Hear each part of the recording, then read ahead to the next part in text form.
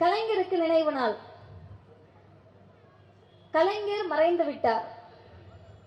மறைந்து விட்டார்னு நம்ம சொன்னாலும் நம்ப மாட்டாங்க. அவர் உயிரோடு இருக்கின்ற போது எத்தனை எதிர்ப்புகளை சந்தித்தாரோ அதே எதிர்ப்புகளை இன்று வரையும் சந்தித்துக் கொண்டிருக்கிறார். அது சொல்லக்கூடிய செய்தி என்னன்னா, திடீர்னு ஒரு நாள் காரைக்குடியில் இருக்கக்கூடிய ஒருவர் சொன்னாரு, பெரியார் சிலைகளை அப்புறப்படுத்துவோம் அப்படின்னாரு. இப்ப நாங்க சொன்னோம், பெரியார் செத்துட்டாரு, பயப்படாதீங்க, திடுதுப்புன்னு வந்துட மாட்டாரு, நீங்க பயப்பட வேண்டாம், இருக்கிறது சிலை, சிலையை பார்த்து பயப்படாதீங்க. அதே போல பெரியாரின் மாணவராக கலைஞருடைய பெயரே பயமாக இருப்பதால் திட்டங்களிலிருந்து பெயரை நீக்கக்கூடிய அளவிற்கு அச்சப்படுத்தி கொண்டிருக்கிறார். இன்னொன்னு என்னன்னு கேட்டீங்கன்னா, மறைந்த ஒருவர் மீது ஏன் இவ்வளவு காழ்ப்புணர்ச்சி? அன்பிற்குரிய சகோதரிகளே, பெண்கள் நிறைய பேர் வந்திருக்கீங்க. ஆண்கள் கலைஞரை மறந்தாலும் பெண்கள் ஒருபோதும் கலைஞரை மறந்துவிடக் கூடாது. அந்த நன்றி உணர்ச்சியோடு மேடையில் இருக்கிறோம். நீங்க நினைக்கலாம், ஏங்க நாங்க எதுக்குங்க அவருக்கு நன்றியோடு இருக்கணும்? எங்க அப்பா அம்மா சம்பாதிச்சாங்க, எங்க வீட்டுக்காரர் சம்பாதிச்சு கொடுக்குறாரு, இல்ல நாங்களே சம்பாதிக்கிறோம், நாங்க என்னத்துக்கு கலைஞருக்கு நன்றியோடு இருக்கணும்? அதானக்கா? பல பேர் அந்த நினைப்பில் கூட உட்கார்ந்துருக்கலாம். ஏன் நாங்கள் வாசிக்காமல் இருந்திருந்தால் நானும் அப்படிதான் நினைச்சிருப்பேன். ஏன் எங்க அம்மா சம்பாதிச்சு போடுறாங்க, எங்க அப்பா சம்பாதிக்கிறாரு, கலைஞருக்கு ஏன் நன்றியோடு இருக்கணும்? சும்மா ஆனா ஊனா இந்த திகாரவங்க திமுக காரவங்க எல்லாம் நன்றி நன்றின்றீங்களே அப்படின்னு. ஒன்றை மறந்து விடக்கூடாது. தந்தை பெரியாராக இருக்கட்டும், பேரறிஞர் அண்ணாவாக இருக்கட்டும், தலைவர் கலைஞராக இருக்கட்டும், ஒருபோதும் நன்றியை இந்த மக்களிடம் எதிர்பார்த்தது கிடையாது. அவங்க எதிர்பார்க்கல. பெரியார் சொல்லுகிறார், நன்றி என்பது பெற்றவர்கள் காட்ட வேண்டியதை தவிர கொடுத்தவர்கள் எதிர்பார்க்க வேண்டியதில்லை. அவங்க எதிர்பார்க்கலங்க. கலைஞர் சொல்லுகிறார், தமிழ்நாட்டு மக்களிடம் செய்ததற்கெல்லாம் நன்றி எதிர்பார்க்க கூடாது. அப்ப அவங்க தெளிவாதான் இருந்தாங்க.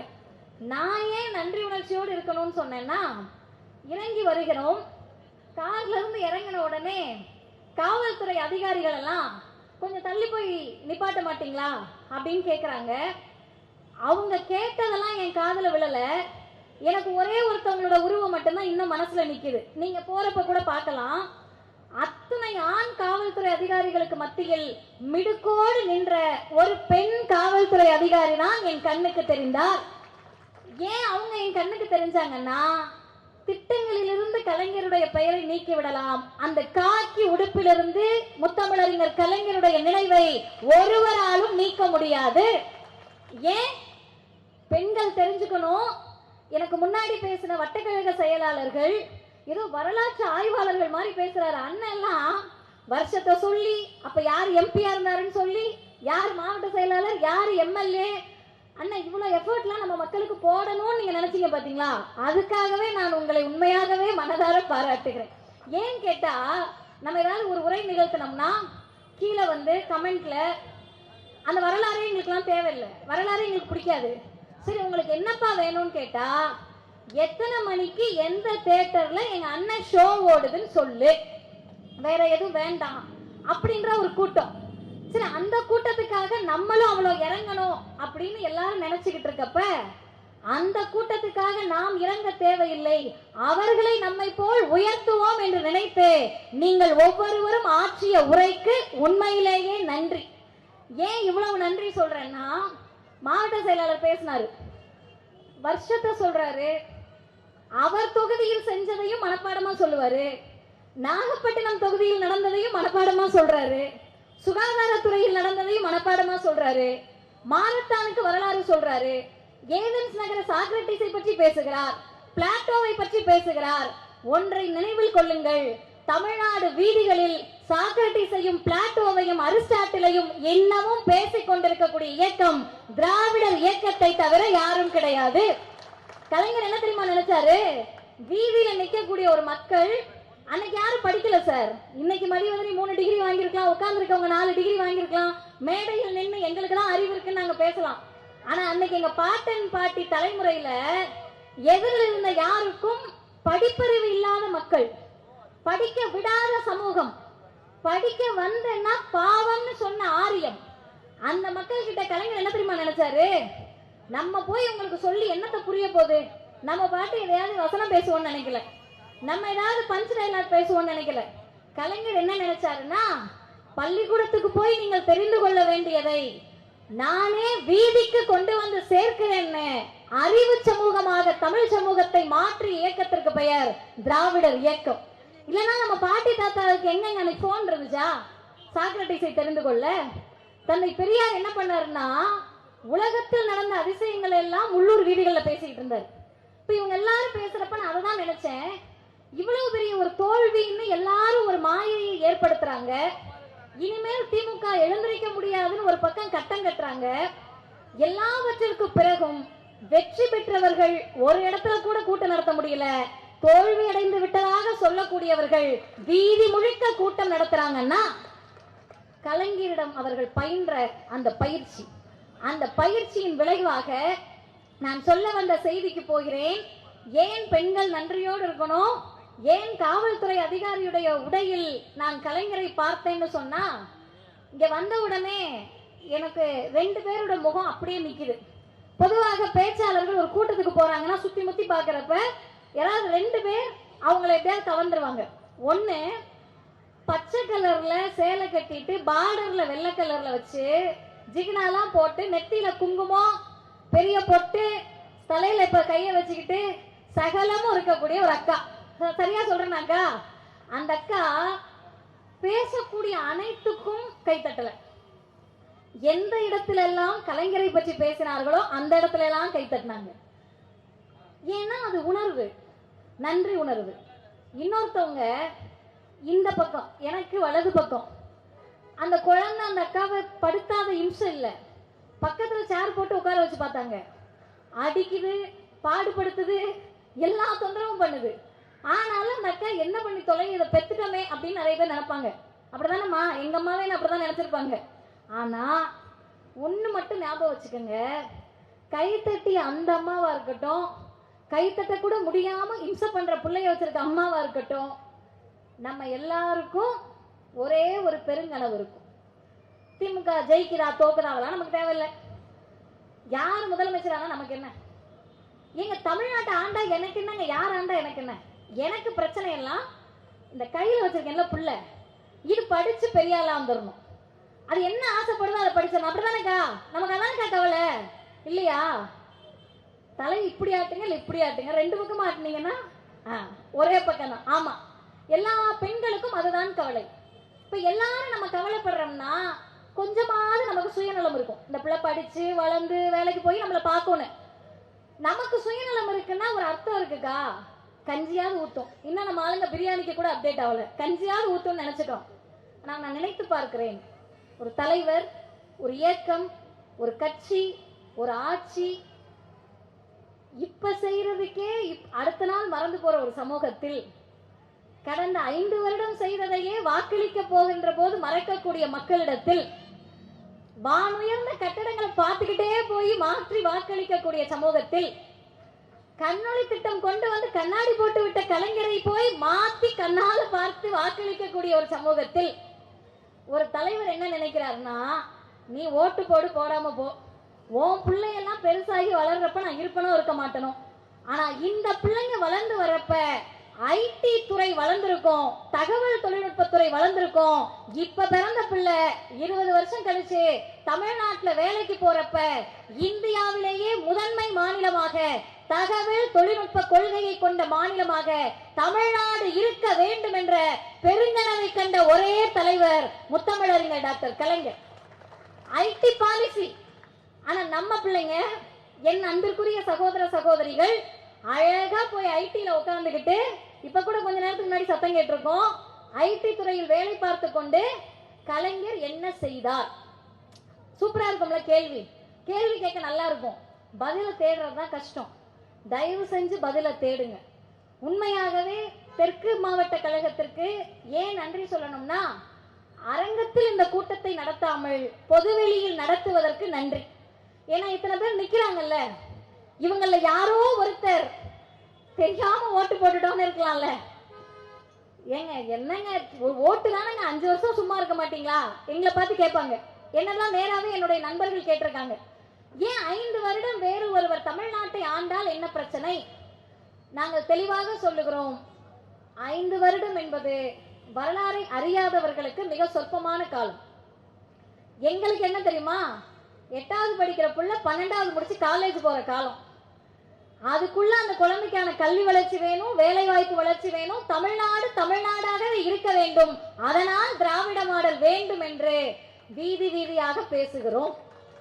அடுத்தது, இப்படிலாம் உட்கார்ந்து இருக்கக்கூடிய பெண்களுக்கு நீங்க என்ன வேணா சம்பாதிங்கக்கா, வேலைக்கு போற பெண்கள் இருப்பீங்க, நீங்க என்ன சம்பாதிச்சு வந்தீங்கனாலும் சம்பளத்தை வீட்டுக்கார் கையில கொடுக்கறப்ப உங்களுக்கு கவலை வராது.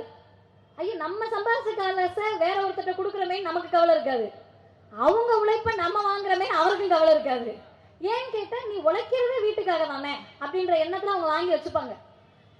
என்ன சம்பாதிச்சாலும் குனிஞ்சே இருந்த பெண்களை காக்கி உடுப்போடு நிமிர்ந்து நிற்க வைத்ததால் தான் காக்கி உடுப்பில் கலைஞரை பார்த்தேன். இதே மாதிரி எனக்கு பட்டியல் நிறைய போட முடியும். நேரத்தின் அருமை கருதி 3 செய்தியை சொல்லி முடிக்கிறேன். கலைஞரை போல வன்மங்களையும் அவதூறுகளையும் வாழ்ந்த காலகட்டத்தில் சம்பாதித்த தலைவர்கள் கிடையாது. உங்க எல்லாருக்கும் வாட்ஸ்அப் ஃபார்வர்ட் நிறைய முறை வந்திருக்கும். ஊழல், திமுக செய்த ஊழல், கலைஞர் செய்த ஊழல், திமுக கட்சி செய்த ஊழல். அந்த மெசேஜை பார்த்துட்டு என்ன ஊழல் அப்படின்னு கேட்டீங்கன்னா ஒரு 2-3 சொல்லுவாங்க. சரி, இதெல்லாம் நிரூபிக்கப்பட்டதான்னு கேட்டீங்கன்னா ரிப்ளை வராது, ஆன்லைன்ல தான் இருப்பாங்க, ரிப்ளை வராது. சரி, இதுக்கெல்லாம் திமுக இருக்க யாராவது தண்டிக்கப்பட்டிருக்காங்களான்னு கேட்டீங்கன்னா ஆஃப்லைன் போயிடுவாங்க. அவ்வளவுதான், செய்தியா அனுப்பியாச்சு. நீங்க நம்புறீங்களா நம்மளே ஆஃப்லைன் போயிடுவாங்க. வரலாற்றில் குற்றங்கள் ஏதும் நிரூபிக்கப்படாத கட்சிக்கு பெயர் ஊழல் கட்சி. குற்றம் நிரூபிக்கப்பட்டு ஏ1 சொன்னாலும் சுத்தமான கட்சி. குற்றம் சாட்டப்பட்டு வழக்கு நடந்து கொண்டிருக்கிறது, வழக்கில் அவரும் ஒரு உறுப்பினராக இருக்கிறார், அவரும் ஒரு நபராக இருக்கிறார், ஆனால் அது தூய ஆட்சி என்று சொல்லுவதை நம்புவதற்கு இளைஞர் கூட்டம் தயாரா இருக்குன்னா அதை பார்த்துட்டு அப்படியே நம்ம கடந்து போக முடியாது. அவங்க கிட்ட நம்ம திரும்பி கேட்க வேண்டிய 3 கேள்வியை மட்டும் கேட்டுட்டு நான் முடிச்சிடுறேன். இங்க நிறைய பேருக்கு சுகர் இருக்கும். நம்முடைய மாவட்ட கழக செயலாளர் ஓடுங்க ஓடுங்கன்னு உங்க எல்லாரையும் உசுப்பேத்தி ஓட வச்சிட்டு இருக்காரு. இப்பதான் தெற்கு பகுதியை தமிழ்நாடு முழுவதும் இன்னைக்கு பரவலாக கேட்கக்கூடியது, கடந்த ஒரு 10 ஆண்டுகள்லயே யாரை கேட்டாலும் சுகர், யாருக்குனாலும் கிட்னில பிரச்சனை. தமிழ்நாடு மட்டும் இல்ல, இந்தியா மட்டுமல்ல, உலகளாவிய நோய்கள். இந்த நோய்கள் எல்லாம் இப்ப 10 வருஷத்துலதான் பரவுது அப்படின்னு நம்ம நினைச்சுக்கிட்டு இருக்கோம். அன்னைக்கு கண்டுபிடிக்காம செத்து போயிட்டாங்க, இன்னைக்கு கண்டுபிடிச்ச ட்ரீட்மெண்ட் பார்த்துக்கிட்டு இருக்கோம், அவ்வளவுதான். இந்த வேறுபாட்டை ஒரு தலைவர் யோசிச்சு என்ன பண்றாருன்னா, இவங்க உறுப்பெல்லாம் ஃபெயிலியர் ஆகிறப்ப யாரோ ஒருவர் விபத்துல சாகுறாருன்னு வைங்க, அவங்களுக்கு மூளைச்சாவு ஏற்பட்டுருது. அந்த உறுப்பு எடுத்து எங்க அண்ணனுக்கோ எனக்கோ வச்சா நான் உயிர் பழப்பேன்ல. இந்த உறுப்பு மாற்று அறுவை சிகிச்சையை தமிழ்நாட்டில் பிரபலப்படுத்தணும்னு ஒருத்தர் நினைக்கிறாரு. நினைச்சு இந்தியாவிலேயே முதல் முறையாக டிரான்ஸ்டான் என்று சொல்லக்கூடிய டிரான்ஸ்பிளான்ட் அத்தாரிட்டி ஆஃப் தமிழ்நாடு கொண்டு வந்து சேர்த்து 2008ல இங்க இருக்கக்கூடிய சாமானியர்களுக்கு உறுப்பு மாற்று அறுவை சிகிச்சையை சாதாரணமாக செய்த மாநிலம் தமிழ்நாடு, முத்தமிழறிஞர் டாக்டர் கலைஞர். சரியா? அடுத்து ஒண்ணு சொல்றேன், சேர்த்து நீங்க கைத்தட்டுங்க. முடிச்சாச்சு 2008ல. போன முறை ஆட்சிக்கு ஒருத்தர் வராரு. அவர் என்ன சொல்றாருன்னா, தமிழ்நாடு நம்ம நினைக்கிற அளவுக்குலாம் இல்ல, கொஞ்சம் இன்னும் பயப்படுறாங்க. நான் செத்து போன பிறகு என் உறுப்பு அவர்கிட்ட கொடுத்துட்டா நான் மேல போவனா கீழே போவனா சைட்ல போவனான்னு எனக்கு பயமா இருக்கு அப்படின்னு பயப்படுறாங்க. இப்ப தந்தை பெரியார் எல்லாருக்கும் உங்களுக்கு ரெஃபரன்ஸ். பெரியார் சொல்றாரு, மேலையும் போக மாட்டேன் கீழையும் போக மாட்டேன், மண்ணோடு மண்ணா மக்கிதான் போக போறேன், அதுக்கு உன் உடுப்பை யார்ட்டையாவது கொடுத்துட்டு சாவுன்றாரு.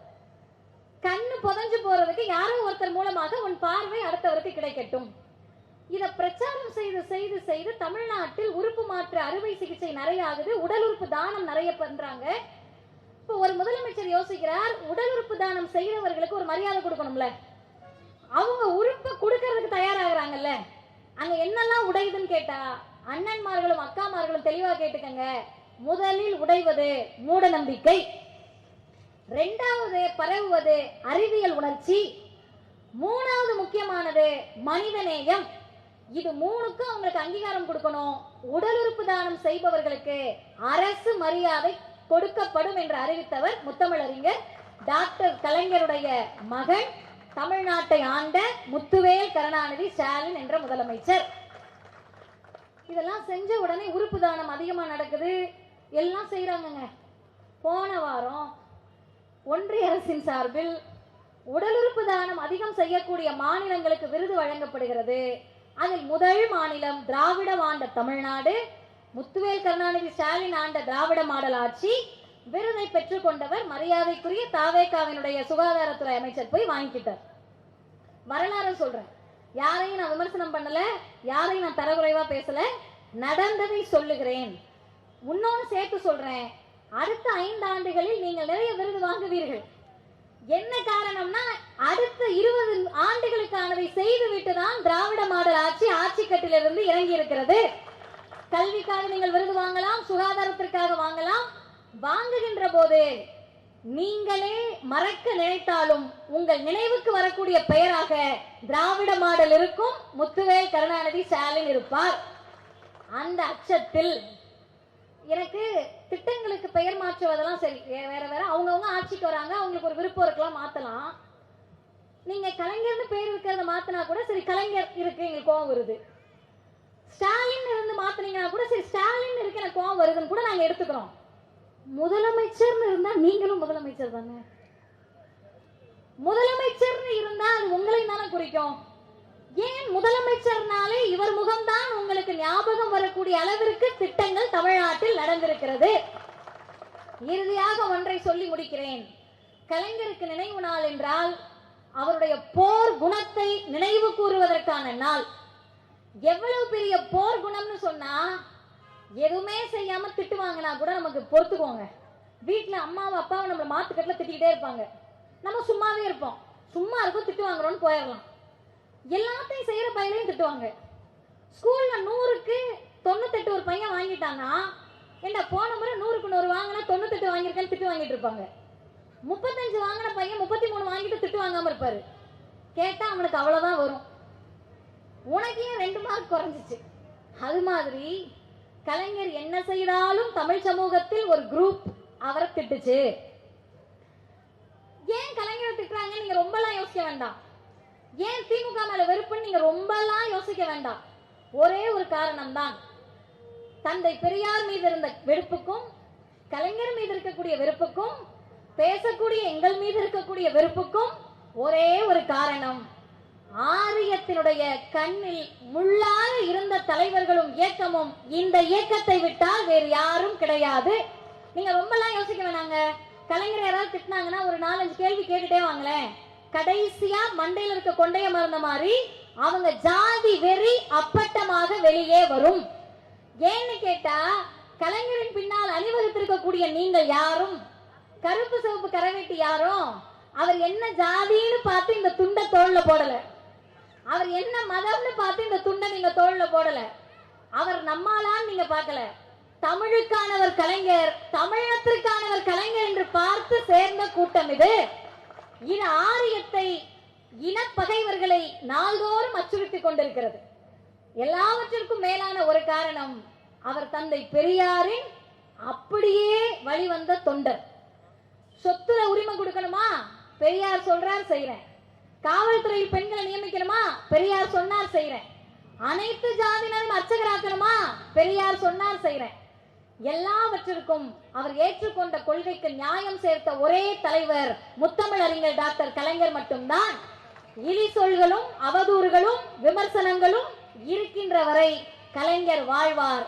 கலைஞருடைய நினைவு நாள் 8ஆம் ஆண்டு கிடையாது, கலைஞர் விதைக்கப்பட்ட ஆண்டு 8ஆம் நாளினுடைய தொடர்ச்சி இது. அந்த விதை விருட்சமாக மாறும். அந்த விதை தமிழ்நாடை வளர்ச்சி பாதையில் கொண்டு செல்லும். வீழ்ந்து விடவில்லை, வெற்றிக்கான நாட்களை நாம் எண்ணிக்கொண்டிருக்கிறோம் என்ற உணர்வோடு அனைவரும் பணி செய்வோம். வாழ்க கலைஞர், வளர்க அவர்தம் தொண்டு. நன்றி, வணக்கம்.